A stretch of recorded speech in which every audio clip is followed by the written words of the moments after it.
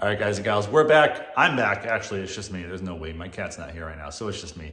Today, we're going to go over what this is behind me, a bit of a backstory on it, and my plans for it going forward. So we'll start with a bit of a backstory.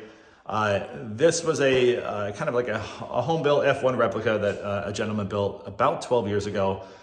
He was also building another car at the same time, decided that he wanted to keep working on the other car and he needed some funds for it. So he decided to put this up for sale, and I worked out a deal and I picked it up and I've owned it ever since.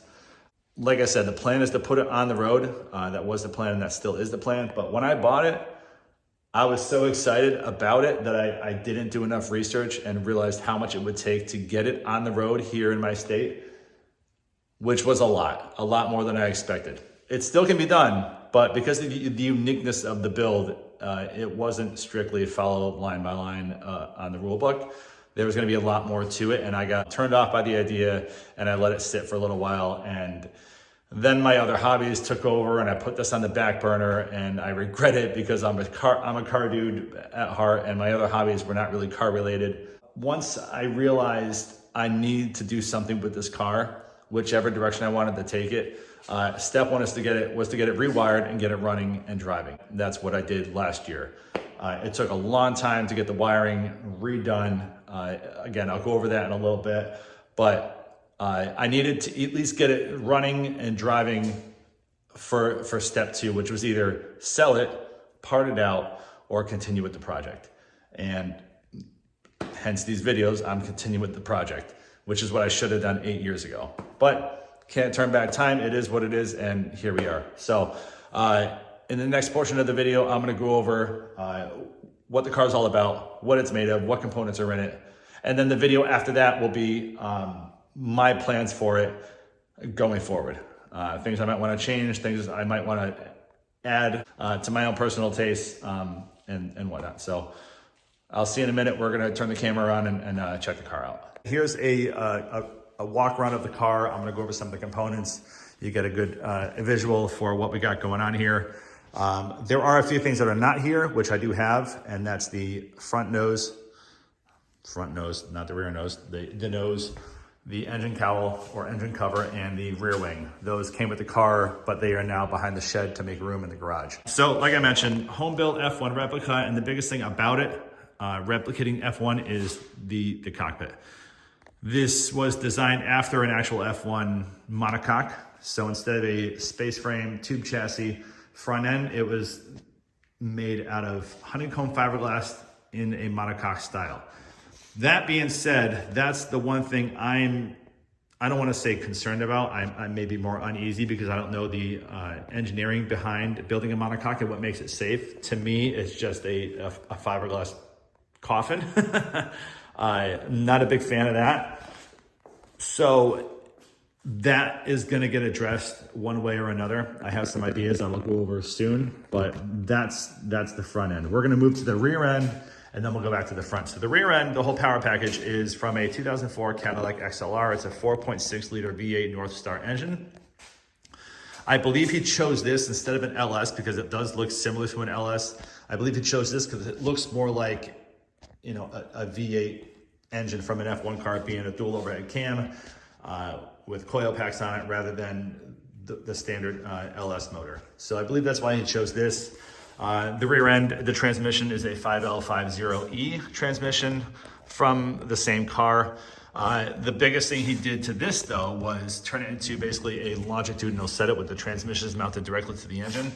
He essentially removed the torque tube by welding the bell housing right to the transmission. So the torque tube is eliminated. The rear end is from the XLR as well.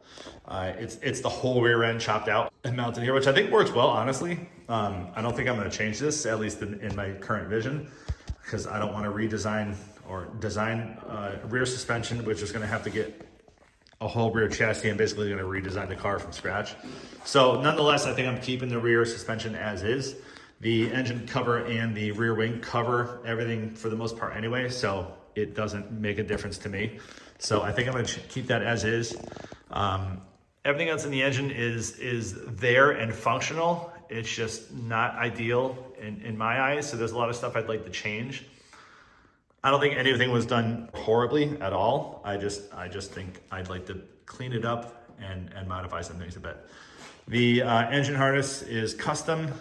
The ECM is factory, but heavily remapped, which is one of the things that I struggled with when I was rewiring this car to get it running, is that none of the ECU pinouts I could find online, or even the ones I got with the car, matched pin for what this is outputting. So finally got everything figured out, and I made my own map out on the computer of what every pin goes to in color wire, so that's not gonna be a problem going forward. Wiring harness that I made is a bit temporary, but it does the job. It was just a function test, so everything is working. Back to the tub, it's got a fuel cell, custom built, which mounts behind the seat panel.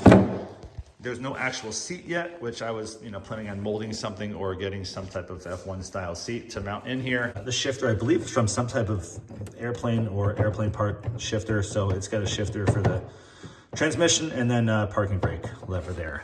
Just a basic steering rack. I believe it's from an early Porsche manual rack. It's got a Summit Racing digital gauge cluster there. Sparco steering wheel with some switches on it. Pedal box is just a Wilwood dual master cylinder brake pedal and a fly-by-wire gas pedal, I believe, from the XLR as well. The front suspension, I believe, is also from the XLR, but don't quote me. It is, it was significantly narrowed, so it would actually bolt up to the tub. Not a huge fan. I would like it a lot wider to match the rear stance, so that's going to be addressed. But it works. I'm not a big fan of it. Again, I'm not an engineer. I don't know how strong it is, but I'd like to change it. And that, I guess that's kind of like the main rundown of the car, really. That gives you a good visual of what I'm working with here. The next video, I'm gonna go over some of the things I wanna change, but I have a good vision in my mind of what I wanna do with it. I think it's a great starting point. I think it's got a good design. It just needs a little bit of attention. My own inspiration. Stay tuned for the next video. We're gonna go over my plans for it, and we'll go from there. All right, catch you soon.